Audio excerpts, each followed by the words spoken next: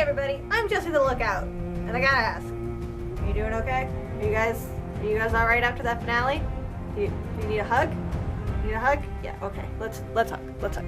This is gonna be my final rewind for Game of Thrones Season 5. This episode was called Mother's Mercy. Mandatory spoiler alert. I'm gonna talk about the show and the books pretty extensively because there is a lot to talk about. Lots of juicy climaxes, lots of questions, and lots of theories. So come along with me, my internet friends, as we visit our favorite characters for the last time. Also, disclaimer, they're doing yard work outside, so that is gonna be annoying. Let's start with Arya in Braavos as she gets her revenge on Meereen Trant, have a meeting of the sidekicks in Meereen, and maybe figure out where Dany is. We're gonna talk about Dorne just because of how fucking ridiculous everything is there. Then off to King's Landing for the humiliation of Cersei Lannister. Jump north to Winterfell as we witness the systematic destruction of House Baratheon, and then lastly we'll talk about Castle Black and the fall of the last hero. I gotta say guys, it's been really cool watching the show with everyone. So I'm really gonna take my time with this one and kind of go through the series and talk about as much as I can since this is my last rewind for the season. With that said, if I miss anything, feel free to leave a comment down below so we can talk about it. Let's get it on! Hey, so if murdering Arya's dance instructor, beating Sansa in public, and being a pedophile weren't enough reason for you to hate Meereen Trant, he also beats the girls he probably rapes. But guess who's been training for this moment all season? I told you I'm not...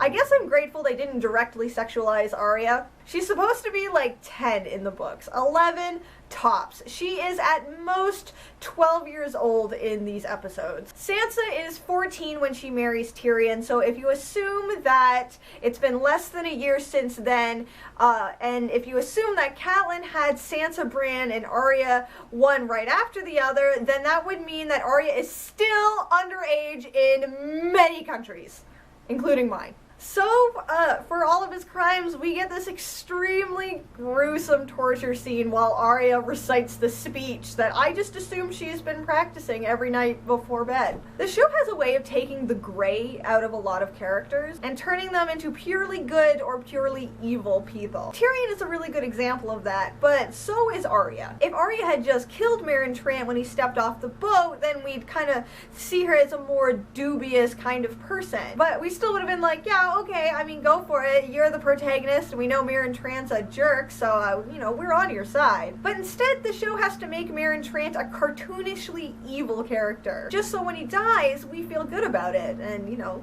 I did. But what this does is it removes from Arya's grayness, where she goes from being a person with her own wants and needs, and some of them are kind of fucked up. Having a list of people you want to murder is a fucked up thing to do. It's badass, and it gives Arya a real sense of agency, but it's still fucked up. But that's okay. One of the things that makes the series so awesome is that good characters make bad choices for reasons they think are good. Hey, we'll get to you in a second, buddy. When Arya goes home, it turns out her parents had stayed up all night waiting for her. Did you think it would be okay if you just took the car without asking Arya? Did you? So the kindly man and the waif school Arya pretty hard. In the books, this happens a little bit differently. In the books, Arya is punished for murdering a deserter of the Night's Watch. When Gilly, Sam, and Maester Aemon come down from Castle Black, they take a stop in Braavos, and one of the guys that came with them decides to fuck off and just stay in Braavos instead. So when Arya asks him if he can take her back to the Wall with him when he goes, and it turns out that he's not going back, like, her Starkiness takes over and she fucking murders him. If you'll recall back in Season 1, Episode 1, when Ned Stark beheaded a deserter of the Night's Watch, she's kind of just carrying out that justice again, and possibly expressing her own frustrations about not being able to go to the Wall. Because let's face it, if Arya could go to the Wall and hang out with Jon, that's probably something she would absolutely do. So whenever she goes back to Castle Black, she accepts a bowl of milk that's labeled for Arya, and when she wakes up, she's blind. And one thing that happens is it doesn't keep her blind, it's a temporary blindness. She continues to drink the milk every night before bed so that her blindness continues, and the training that they're going to kind of put her through carries through. You know, it proves that she's still dedicated to becoming a faceless man because she's willing to voluntarily blind herself every night before bed. There's a bit more that happens in the books after this, and I am a little disappointed they didn't take the time to kind of use up what they had so we could start fresh with season 6. I think Arya's greatest challenge right now is learning discipline. She's a really angry individual, justifiably angry, so I think it would really help her if she learned how to use it constructively, whereas right now she's just kind of using her anger compulsively. Another whole year before I get to hang out with my second most favorite underage assassin.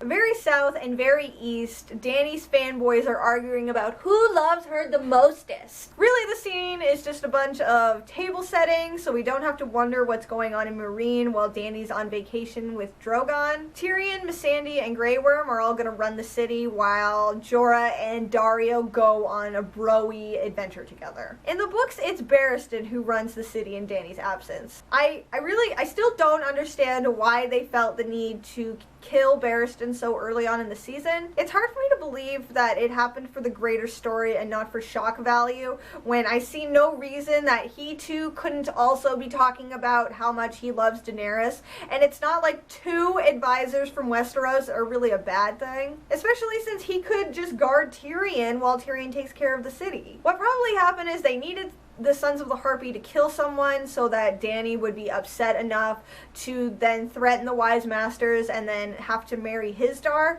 But did she even marry Hizdahr? Did that happen off screen? Are we just never going to talk about that again? Okay. Even though it went against in-book canon character, and I guess Missandei, Grey Worm, and Daario were just seen as more important than Barristan, even though one of them wasn't even at Draznat's pit. Holy moly, it's Varys, who then decides to spend most of his on-screen time indulging in Tyrion's angst.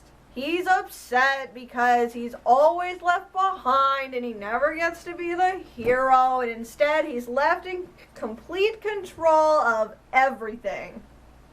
Wait.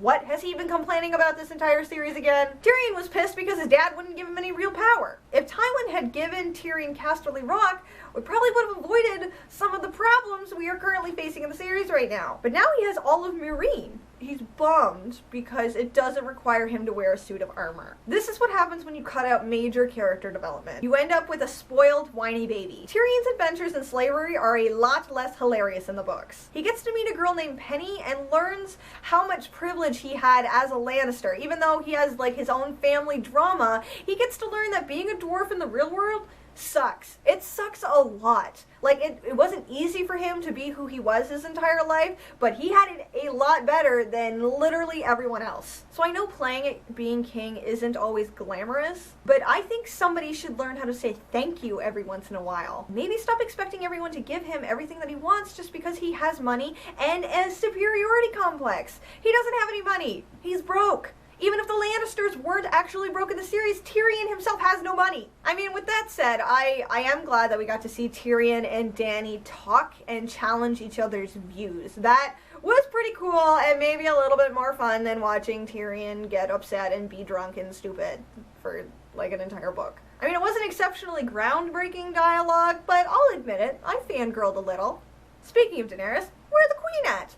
Probably somewhere up here in the Dothraki Sea. Drogon wants his mom to chill out because he just had a bunch of food and he's all hurt and upset and like, whatever, they got time. They'll be fine. But I'm pretty sure Greek on Wheels doesn't deliver to the middle of the Dothraki Sea, so Daenerys decides to leave and go find food of her own so she doesn't starve to death. When the Khalasar showed up and she dropped her ring, I thought she was trying to get rid of the valuables she had on her so they wouldn't like try to kill her because they thought she had cool stuff on her.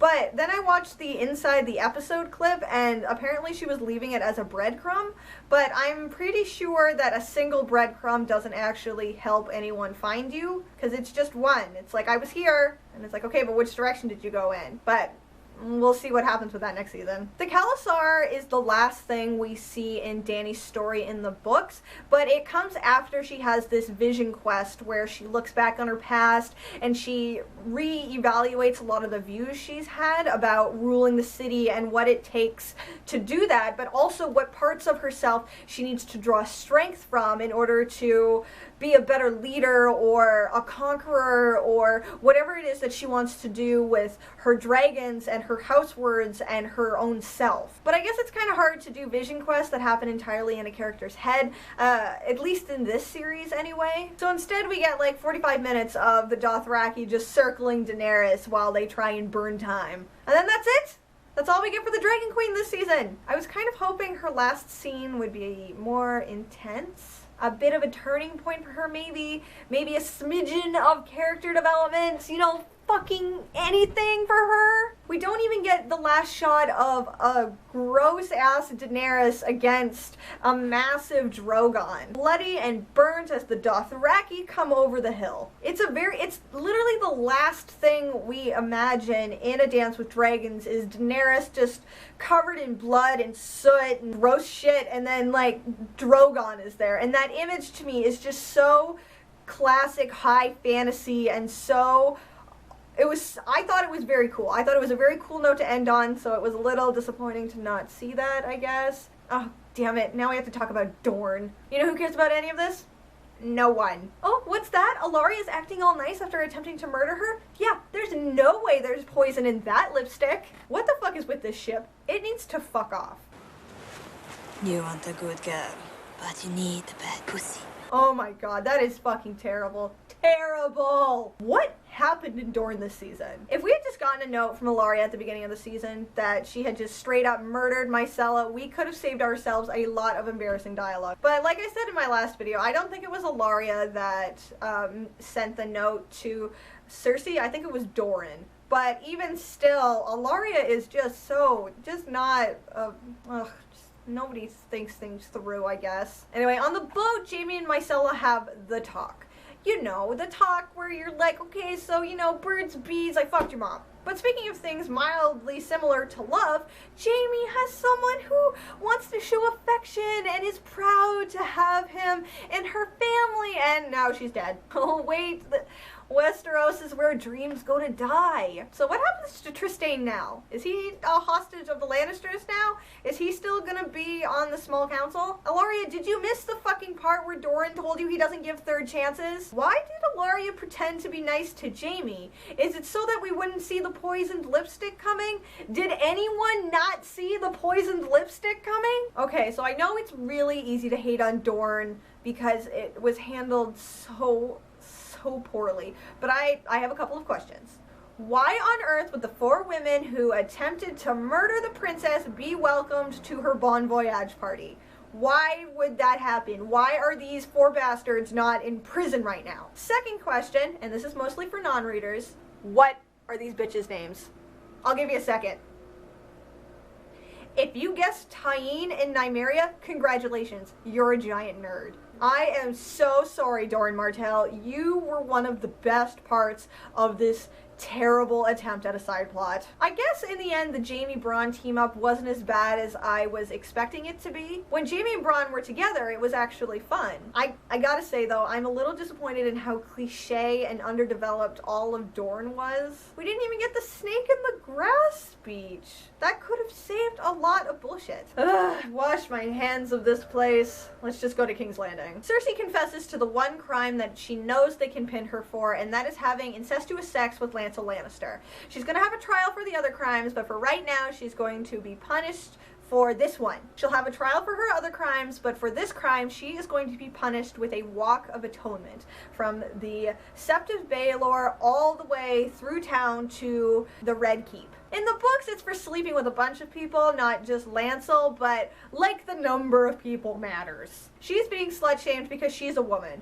Robert Baratheon whored around all of the kingdoms and ended up having like 20 bastards, but the Faith doesn't care about that. They just care about taking Cersei Lannister out of power and turning her into a human being in front of the populace. Remember, as Cersei is walking through this crowd, these are the people who suffered for her desire for power, and she has done almost nothing to help benefit them. Without these people, her family would have no one to rule. They live in shit and stink, while she wears perfumes and beautiful gowns. This walk is about stripping Cersei of her power and taking her off of the pedestal that she has placed herself on above everyone else. A very large source of power for Cersei, at least in the books, is her sexuality. She thinks that if she had been born a man, then people would have respected respected her in the same way that they respected Tywin. But the thing with Tywin is that he rebuilt his house from almost nothing. Tytos Lannister, Tywin's dad,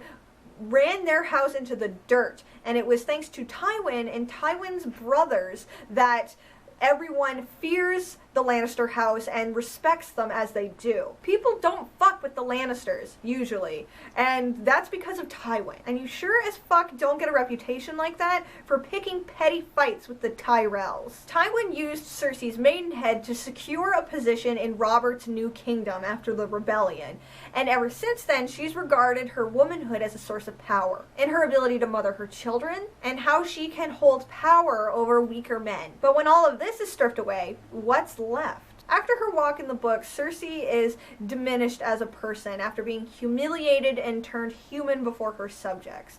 But she's not done yet. She is the lion, and hair grows back. After her walk, we are introduced to this guy, Sir Robert Strong. There's a standing theory that Sir Gregor Clegane, the Mountain, was resurrected by Qyburn into Robert Strong. And I think at this point we can pretty much just say that that's canon. In the books, though, he doesn't have a head. Like, you don't see his eyes or anything. It's just kind of like a dark helm, and like you can't see inside of it. And that's because the Mountain's head was shipped to Dorne as proof of his death. But it's gross seeing like the blue and the purple under his mask. Like, now I want him to take the helmet off so I can see how disgusting he is under there. Cersei isn't the first person in House Lannister who's had to undergo a walk of atonement. Tywin's father, Tytos, had a mistress, and after Tytos died, Tywin caught the mistress trying on Tywin's dead wife's dresses. So he had her stripped naked and forced her to walk down to Lannisport and tell every man she saw on her way what a slut she was. Which is, they're doing the parallel thing where Tywin made one girl do it and now Tywin's daughter has to do it. It's just really intense. And I would definitely not be into doing that. But after Sir Robert Strong carries Cersei away, that's all we get for Cersei this season. I gotta say, Lena Headey and her body double did an A+ job during this sequence. It was really long and really awful, and I feel for Cersei. I know she's not a great person, and she's one of the unfortunate people whose grayness is kind of a little less diluted, and it's really easy to hate on her, but this experience would be easy for no one. Could you imagine walking down the street and then someone throwing their shit at you? Like, ugh, brutal. Very brutal. Good job. Good job all around. I can't imagine that was easy to do. Okay, so now we head north.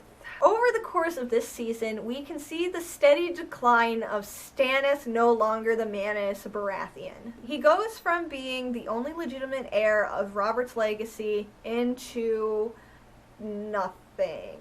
He cares so much about saving the realm and being Azor Ahai reborn that he goes all the way to the wall to help defend it and protect people. He does it to combat a force that no one else in the Seven Kingdoms takes seriously. Stannis is truly the only king that we have who wants the Iron Throne not for the power, but to protect people. During the course of Season 5, we can watch as Stannis Baratheon systematically removes, destroys, and loses everything that made him a supposedly good king. He burns his enemies instead of allying with them. He pushes away his closest counselor. He loses his army. He burns his only heir for good weather that turns out to also benefit the Boltons and allow them to meet him on the field. His wife commits suicide, and then maybe one of the worst things of all, the woman who led him down this path for the last 5 years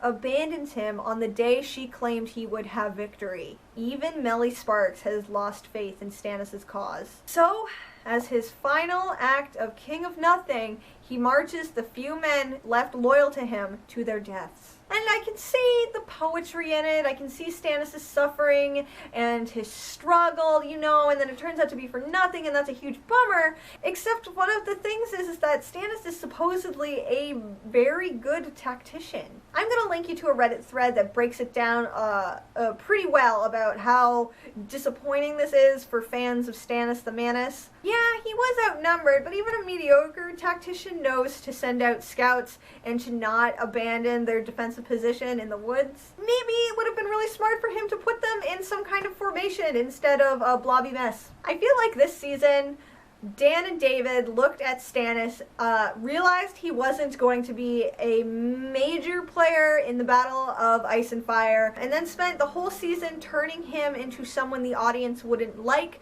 so that when he died, we would be okay with it.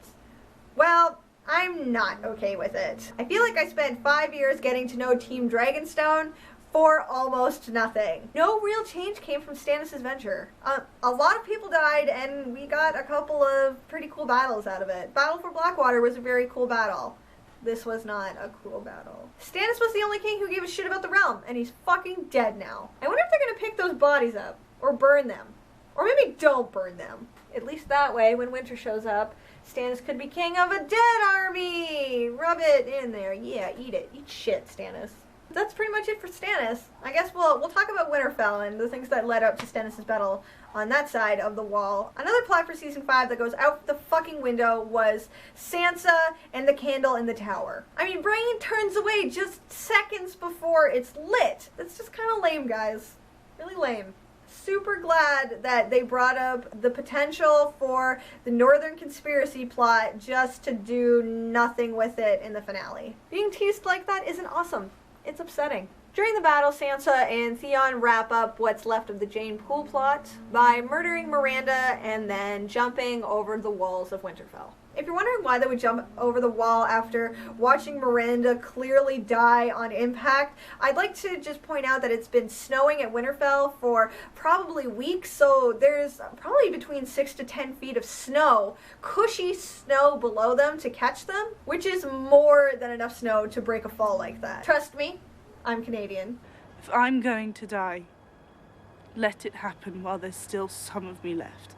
I wanted Sansa's trailer line to Miranda to mean something, but what I fear it's done is that it's saying that a victim of rape is somehow less of a human than she was before the incident. Ramsay is somehow taking from her identity and her strength, and she begs Miranda not to take that last piece away from her. I like what they tried to do by mirroring Sansa and Theon's identity themes, but it's kind of problematic when it comes to commenting on sexual assault victims.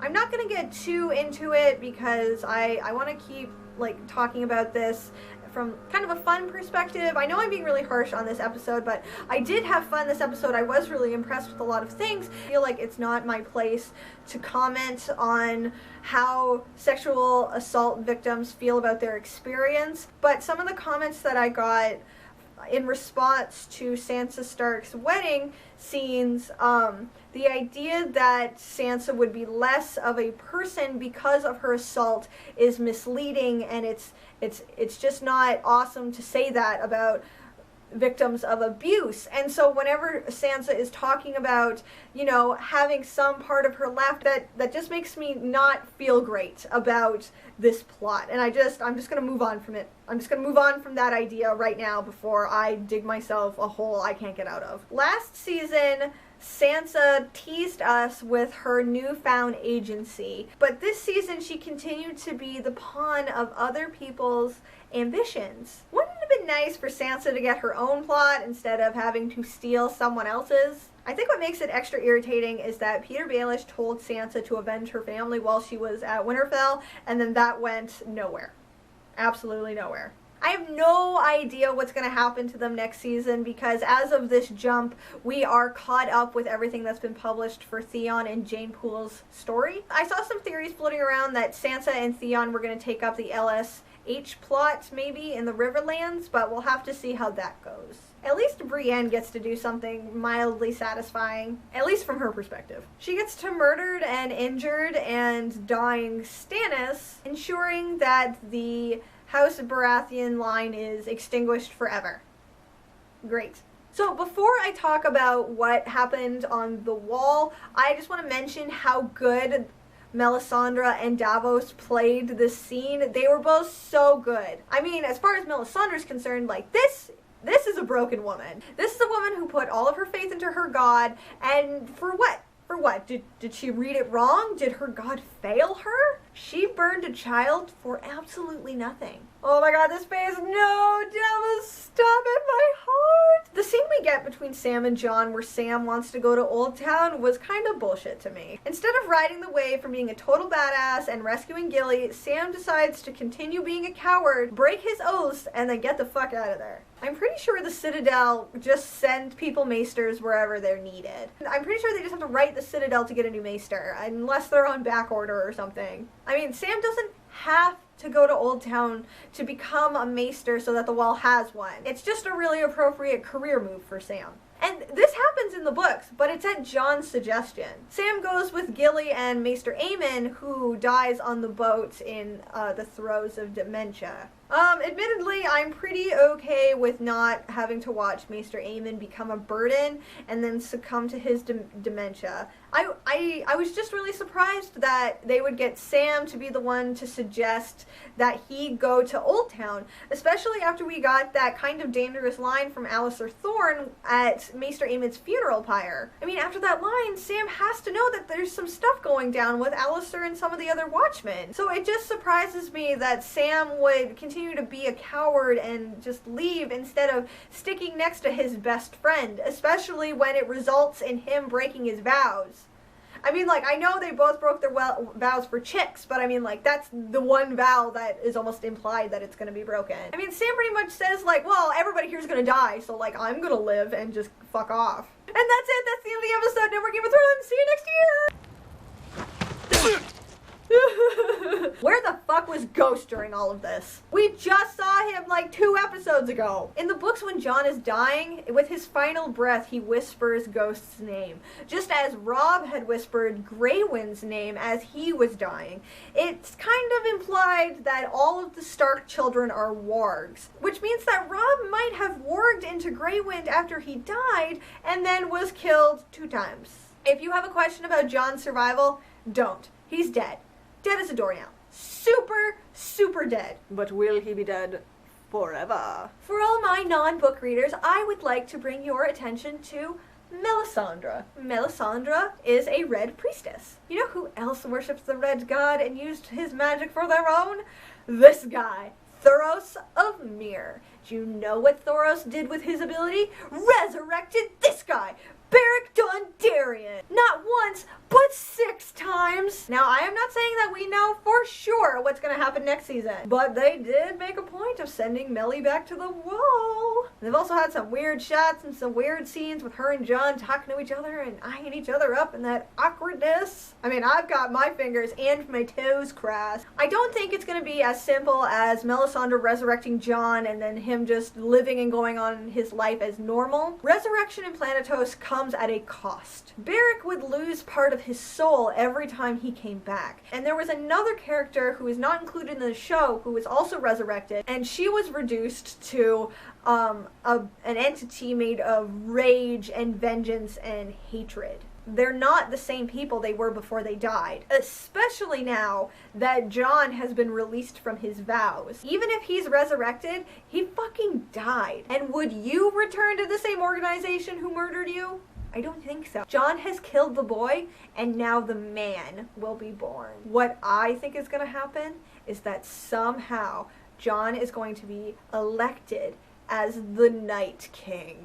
I don't have a lot of supporting evidence for it. I'll link you to some Reddit threads down below and some theories, but that's where I'm placing my bets. I mean, the series has painted Dany as the fire in A Song of Ice and Fire, and who do you think the ice is gonna be? I don't think Jon would just become a white or an other. I mean, it's Jon Snow. He's kind of a big deal. So I don't think he's just gonna be some dead guy walking around. And I really don't think he's Azor Ahai reborn either, even though he fits many parts of the prophecy. Jon is reminded again and again that he is a bastard. And even if you believe that R plus L equals J, he's still a bastard. It's integral to his his plot and his identity that he never quite gets what he wants, let alone what we think he deserves as the hero of our dreams. In a perfect world, he could have been Azor Ahai reborn, but throughout this series, everyone who has gotten in the way of Daenerys becoming the prince that was promised has been taken out. Rhaego, Drogo, Viserys, Joffrey, Stannis, and now Jon. One by one, they've all been taken out, and I don't think Jon is going to be resurrected so he can continue defending the realm from the Whites. I think he's going to be reborn as something completely different, and then join them, and then potentially lead them in a war against Daenerys. I think at this point I've just got to admit that I might be on Team Ice.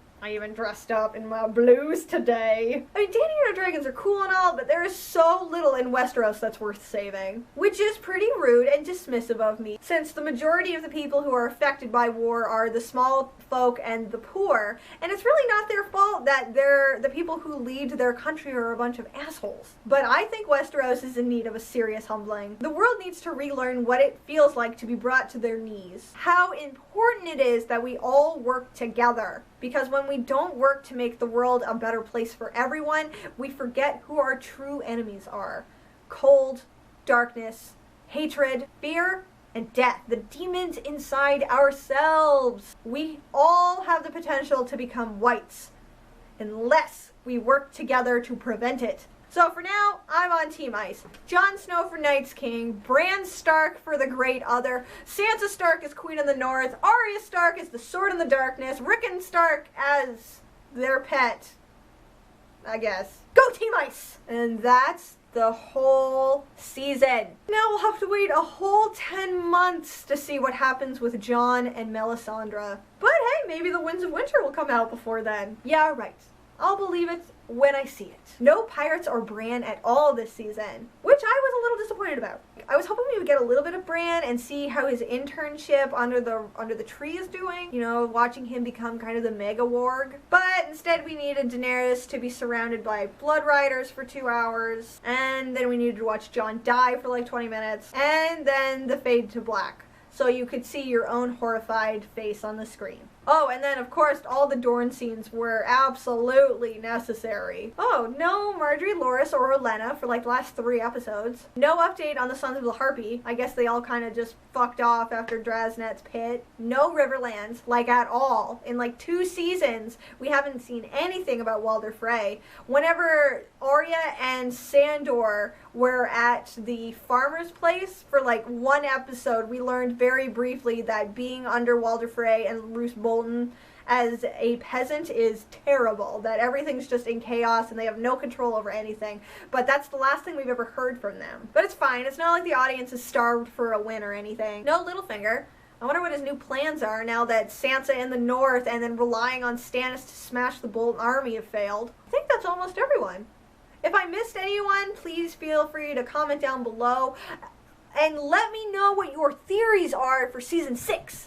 Go ahead, do it. Do it. Tell me all your thoughts and feelings. I want to know. I want to thank everyone who joined me this season and listened to all my rants about this show. I love a series that has a lot of good lore, and A Song of Ice and Fire wants you to read too far into it. It wants you to find the lore, and it's so easy to look at an entire history of a house, you know, and I love doing that, and then trying to figure out how their history could potentially play into their future. So thank you for everyone for indulging me in these videos. I hope I get to keep seeing you guys as I continue to make more videos about Game of Thrones and A Song of Ice and Fire. If you enjoyed this video, please do me a big favor and give it a thumbs up and share it with some friends of yours that you think also enjoy Game of Thrones.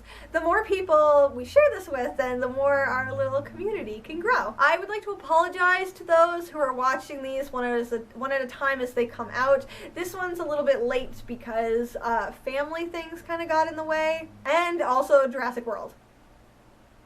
That movie. Next week I'm going to have an update video and talk to you guys about where this channel is going to go in the future, and I really want your input. I have ideas for where I want this channel to go, but if you guys have any suggestions for videos you'd like to see me make as they pertain to Game of Thrones and A Song of Ice and Fire, or any other TV shows you'd recommend to me, or comic books or series or whatever, go ahead and leave those down below. If you'd like to see more of me, you can check me out on Tumblr, Twitter, and Instagram. Thanks again, guys. I'll see you next week. Valor Morgulis.